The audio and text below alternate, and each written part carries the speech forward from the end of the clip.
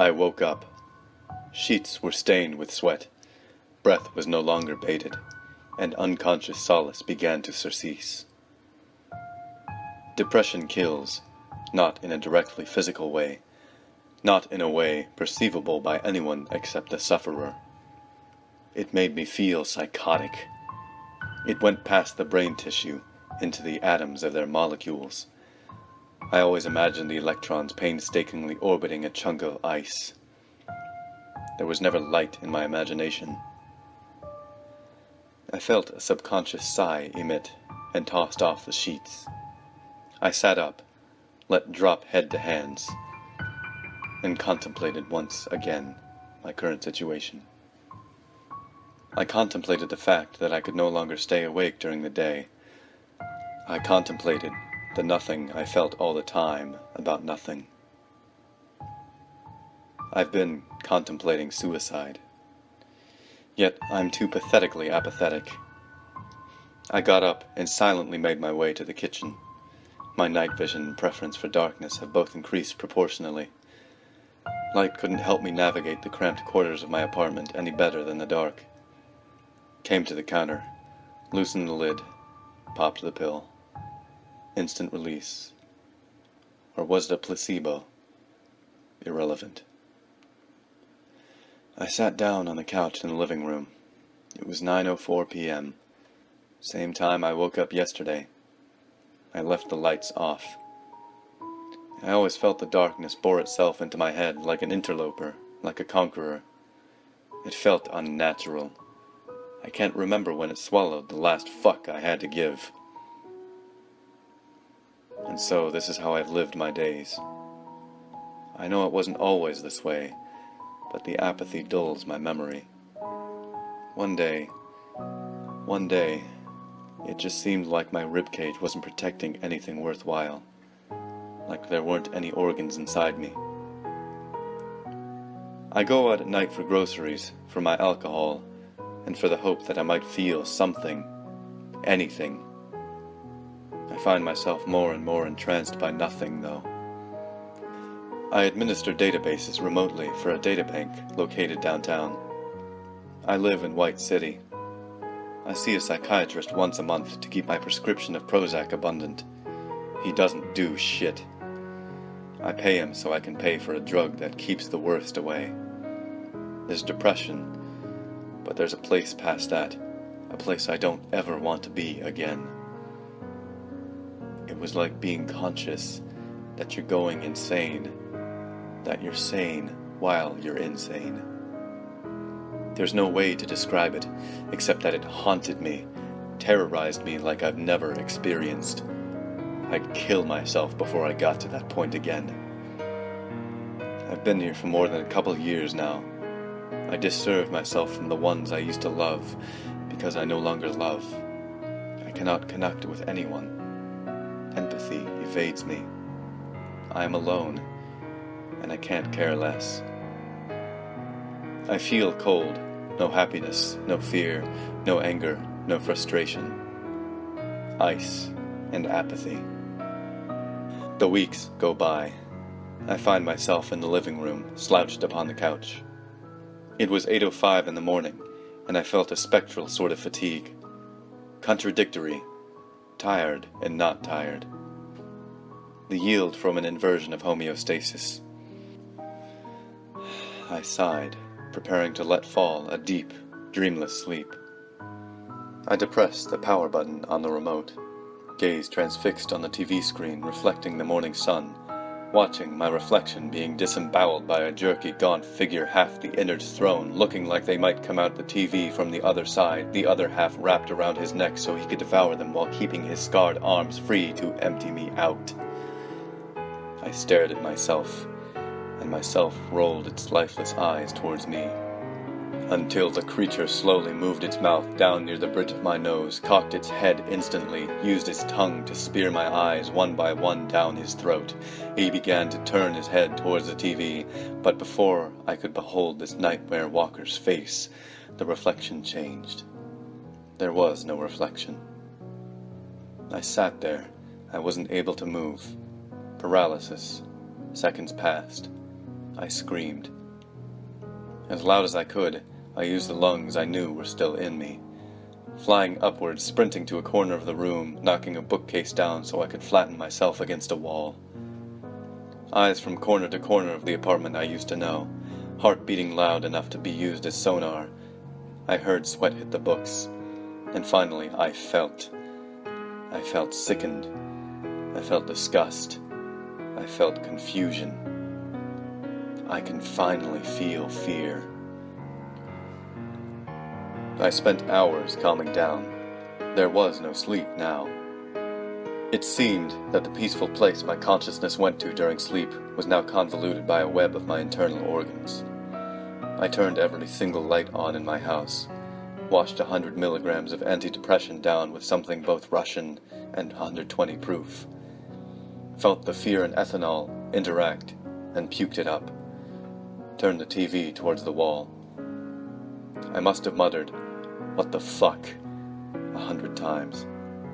What the fuck? What happened? I'm not sure I've ever hallucinated anything past the familiar hypnagogic images preluding sleep. What was it that murdered my reflection? Logic couldn't find its place. There were no variables able to induce something like that. I wasn't sure what to do. The only option I had was to talk to my psychiatrist in a couple weeks. 2 weeks passed.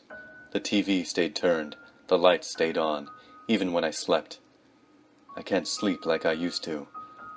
I dream now.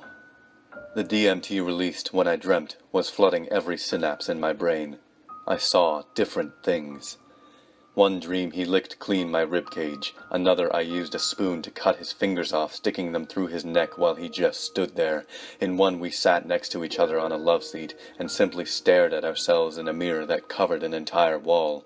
I had no expression on my face. He had no face, and instead scars in the form of an X over each eye, and a gangrenous greening Chelsea grin connected to each side of his hairless deformed head. The teeth were covered in a browning red, with jagged holes carved out of a few, and atrophying flesh in between most. His mutilated lips were sewn as far away from his mouth as possible, leaving his dry and puffy, bloody and purple, rotten and decaying gums exposed.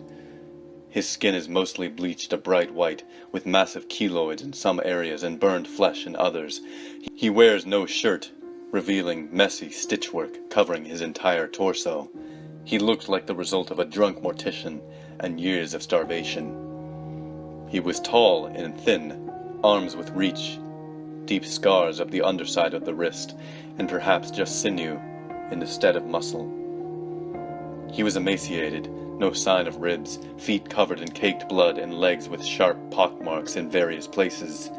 He was genitalless, but not naked, as the skin he was in seemed more like a suit than part of his body. I spent the first week distracted by paranoia. It eased when nothing happened. I made sure every light I owned was on. I made sure I had alcohol in me at all times. My psychiatric appointment arrived. I told the doctor I'd experienced hallucinations, and I felt intense fear. Dismissively, he told me it seemed like a result of the depression. I asked him about any side effects of the medication. Tonelessly, he said there were none relevant to my experience. I asked him which course of action I should take. Carelessly, he told me to remind myself that it's all in my head, that it's all a matter of electrical flow in my brain and neurotransmitters in the axioms. He recommended that I videotape myself when I felt like I had control of reality, to prove to my future self that everything was fine. He wrote me off another prescription of Prozac and scheduled an appointment for another month. I asked him if he would put me in 2 weeks earlier. He said he was too busy. Fucking prick. I got home, turned the computer on, found out what the internet had to say on Prozac. Severe symptoms included hallucinations. That goddamn psychiatrist. I flushed the pills down the drain and didn't even bother with the pharmacy. I turned on the webcam. Uneasily, I began talking to my future self. Hey, you're okay right now. There's no one here. There's no more Prozac to fuck with your head. I took a swig of some incendiary to warm me up. It seems like just a side effect of the antidepressant. You have control of reality. There are no hallucinations anymore. You're good now. I ended the recording and sent a shortcut to my desktop. I had a nightmare again that night. He removed me bit by bit with a scalpel that had been pushed into his index finger and an ocean of blood rapidly pooling out of it. He had ripped the stitching on his torso off, drenching his body in a brown-tinged maroon, and was stuffing my organs inside of him. I was still alive. I felt the pain. I wasn't sure how much of the blood from his finger was inside me before I woke up, nor was I sure of how much of me he extracted. When I woke up, the bedroom door was closed. I passed the day away, typically. I wasn't sure what I was supposed to be feeling from being off that drug, but it was too early to discern a difference. I felt a twinge of frost, an arrowhead in the tip of my brain. Subliminal. I made another video. I told myself a few different things, and it lasted a couple minutes. Again, this file went to the desktop. I got up, stepping towards the kitchen, feeling a sort of slime touch the bottom of my foot. It didn't distract me, though. The alcohol did. I went to sleep. The next day again, the bedroom door was closed. I know I hadn't closed it. I moved the computer desk in front of my room after I finished my night, and set the webcam to record exactly what happened. I went to my bed at 7:06 a.m. When I woke, the door was closed again. I rearranged the desk and slowly moved the slider, analyzing the video. He's been watching me sleep. A bleached hand with a scalpel for an index finger grabbed the edge of the door and closed it. He knew I was watching him. I drank. I wasn't sure what effect the medication had on me. Maybe it was too soon for the side effects to wear off. I had been taking the medication for a few years now, though, so why is it happening now? Either I've gone insane or something is happening. Something more real than a hallucination the mind can synthesize. I'm not insane. I'm not insane. I'm not insane. I'm not insane. I can't be sane. I go back over the video, again and again. He closes the door every time, at 2:11 in the afternoon. After however much time is spent, I go back to the couple videos I made, searching for solace. I watch them, and he's in them. He's standing behind me, right fucking behind me, in both of them. He scratches my name into his pale chest and lets his brown-red blood drip off. I look behind me and I see the stains in the carpet. I look at the bottom of my foot, and there's a branch of sickly purple vessels spreading throughout. I watch the first video. Telling myself there's no one there causes his unsurgically cut smile to grow. I made the mistake of going into the bathroom. I looked down to turn the faucet off, and then up, and he's right behind me, scalpel plunged into my eardrum, twisting and turning. I turn around, only a miasmic smell of putrescence. I smashed the mirror. So I left the apartment.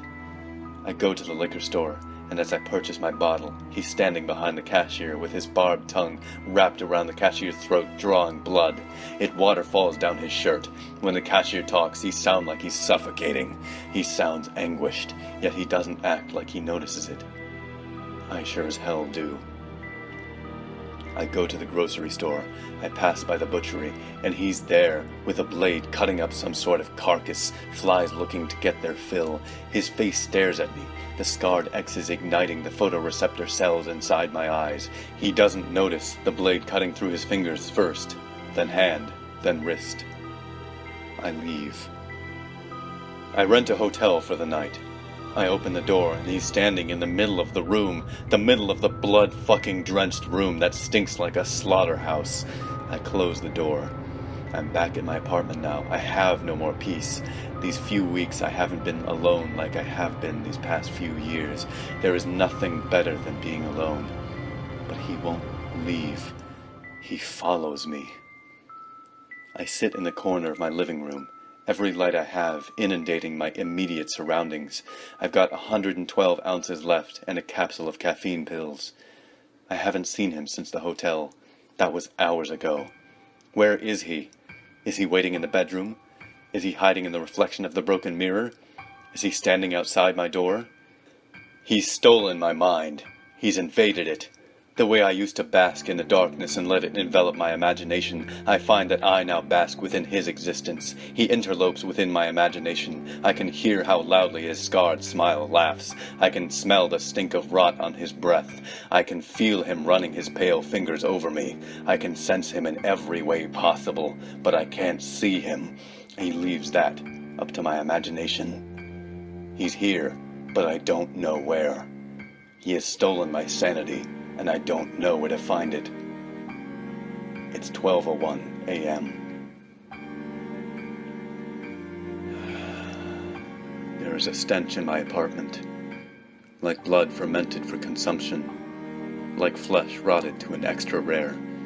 There is a footstep in my bedroom, one in the kitchen, another right in front of me. The radius of the light is my domain, the only place safe. He weaves through parts of the darkness. I think I can see him, and yet all I see is darkness warped and twisting in on itself. It flows ethereally, consuming everything in it. I don't feel fear anymore. I feel empty. I feel the end. I take a very long drink. I turn the lights off.